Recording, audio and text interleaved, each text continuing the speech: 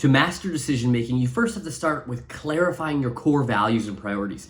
It's so important to do this because the best decision for me might not be the best decision for you. So what goes into this is first understanding what matters to you. What truly is important to you? Is it family? Is it your career? Is it personal growth? Is it experiences? Define what you care about. And the best way to do this is the 4 situations. The 4 situations are, if I give you $100 million today, what kind of life would you live? What would you do with that money? If I told you you'd have to do something you love for the rest of your life, but I'll pay you $100,000 to do it for the rest of your life, you just have to be doing something you love.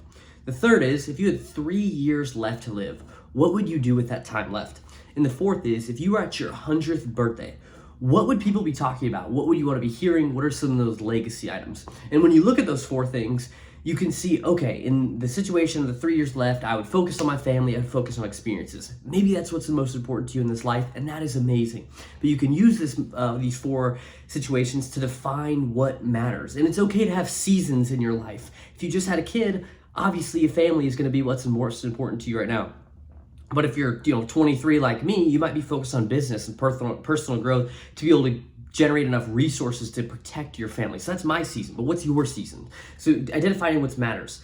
Also, what are your priorities in life? And the best way to do this is you can take those 4 situations and you can set goals around them in the areas of professional, relationships, resources, and health. And you can dive more into that in the balance wheel in the description below. And when you do that, you get a really clear direction of, okay, in my professional life, this is what I'm focused on. This is my priority. In my family, I want to go on a date once a week with my wife, and I want to do an event with my kids once a week, whatever. In my health, I want to go to the gym 5 days a week. And you can define those priorities, and then it makes it easier to make decisions around them.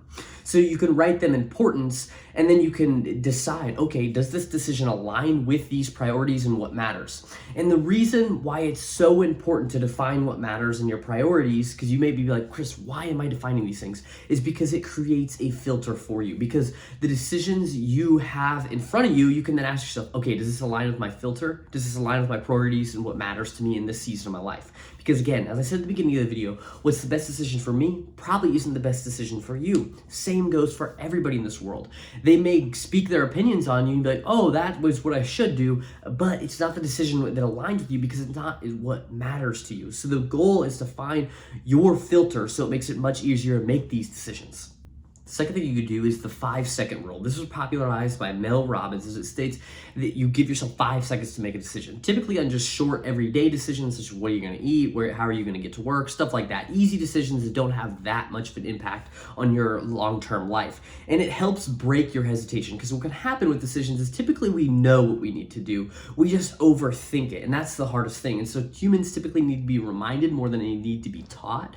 And this is a great way to do that, to just remind yourself, okay, I got 5 seconds to make a decision, boom, decision made. I'm not gonna think about it anymore. I'm not gonna second guess it. So it helps break that hesitation. You can employ this 5-second rule to help break that hesitation so you're not overthinking about things. And what you could do with this is you can build momentum in your decision-making skills.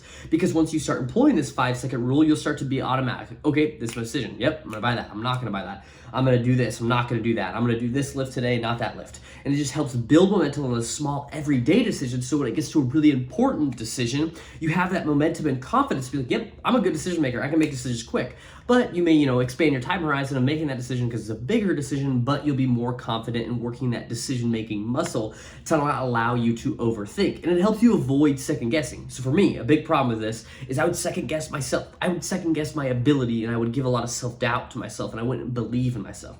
So my new quarterly objective this quarter is belief. Believing in myself in everything I do. That I believe that I am capable no matter what. And it's easy. It's no choice now. When I go into a lift, when I go into a social situation, when I get on a sales call, does not matter.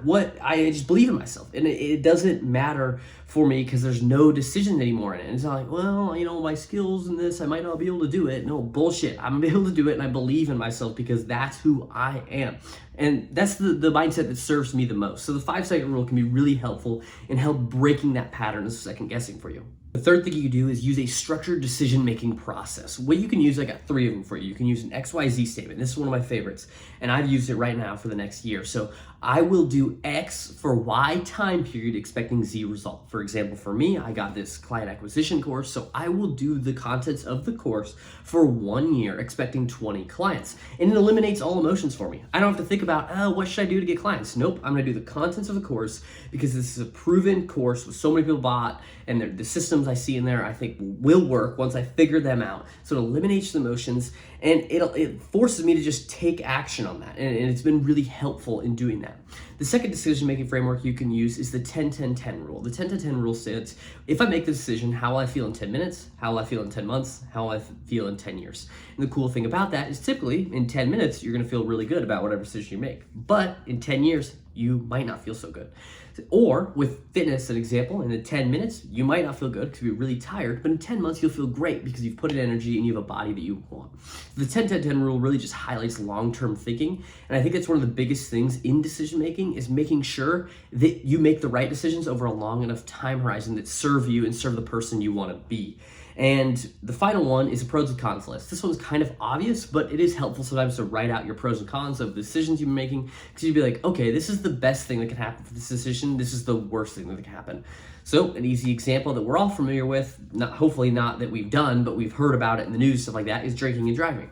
So, the con is that you have to pay $10 for an Uber, but another con is that you might have to pay $10,000 for the DUI you get. So it makes it really easy to be like, yeah, I'm not going to drink and drive because $10 compared to $10,000. That's always what runs through my head because I'm like, oh, I got to pay $20 for an Uber to get home. But who cares because it saves me $10,000. So that's, 500 Ubers that I could pay for instead. So it's easy to just make a pros and cons list really quick, even in your head, but on bigger decisions, you can write them out. I did it in the past when I was choosing who I was to live with in college and stuff like that. It's been really helpful for me. The fourth and the final piece is trust your intuition. As you use the 5-second rule, as you start to clarify your values and made a filter for yourself, start to trust your intuition. The way you can do this is you can reflect on the decisions you made and you look at the common factors within good decisions and bad decisions. So you can reflect, okay, the best decisions I took 10 minutes to make and I wrote a pros and cons list out and I used the 10-10-10 rule and I made good decisions as a result. The worst decisions, I didn't use any decision-making frameworks. I made it on a whim and I wasn't really informed and I just overthought it too much and I didn't make a good decision. I was drinking maybe, whatever. So it can be helpful to reflect because you can start to develop your intuition. You can build momentum with developing your intuition and build those common factors around good decisions so you can just make those consistent every single time. The last thing with trusting your intuition is react. How you react to decisions is one of the most important things. More or less, successful people make about the same amount of bad decisions as unsuccessful people. I've made a few bad decisions in my life, and it's looking at how I reacted to those decisions as compared to not the decisions I made, because everybody makes bad decisions. Most successful people have made bad decisions in business, they've made bad decisions in relationships, they've made bad decisions across the board, but they reacted in a different way than unsuccessful people, and that is a big key in mastering decision making. If you like this video, please comment your favorite part, and I will make more of them.